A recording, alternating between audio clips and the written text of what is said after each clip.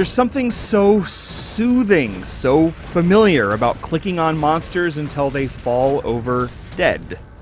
Grim Dawn provides the low-risk, high-reward kind of gameplay isometric action role-playing games typically deliver, even as an early access purchase on Steam for $29.99. Its development studio is helmed by Arthur Bruno, the lead systems designer of the well-regarded clickfest Titan Quest, making an early purchase of Grim Dawn difficult to resist. At very least, Grim Dawn has the basics down. Its dark, demonic world mixes guns, swords, and magic into a greatest hits compilation of role-playing tropes. You choose the armor and the weapons that best suit your playstyle, and then head out in search of fame and fortune.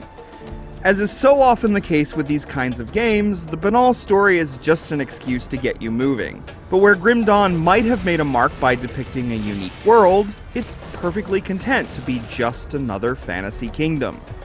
In a genre where Path of Exile, Torchlight 2, and even Akinero are recognizable on sight, Grim Dawn sticks with the dark fantasy creatures we're used to, and depicts a generically attractive land that doesn't evoke any mood in particular. But make no mistake, Grim Dawn is attractive, and it executes the old formula as best as can be expected, with just enough panache to keep you clicking.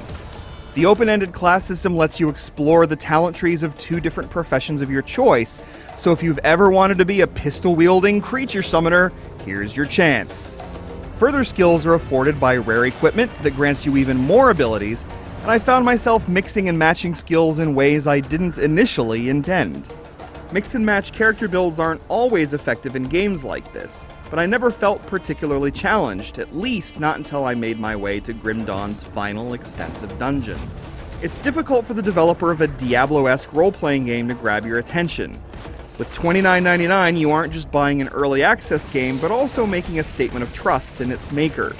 Grim Dawn comes with a sturdy foundation, and with lots of features coming in the future like cooperative play and additional acts, the game is likely to be fleshed out and supported for some time to come. That's just as well, considering you only get about 6 to 8 hours of adventuring in the current build. The question is then whether Grim Dawn can gain an identity of its own.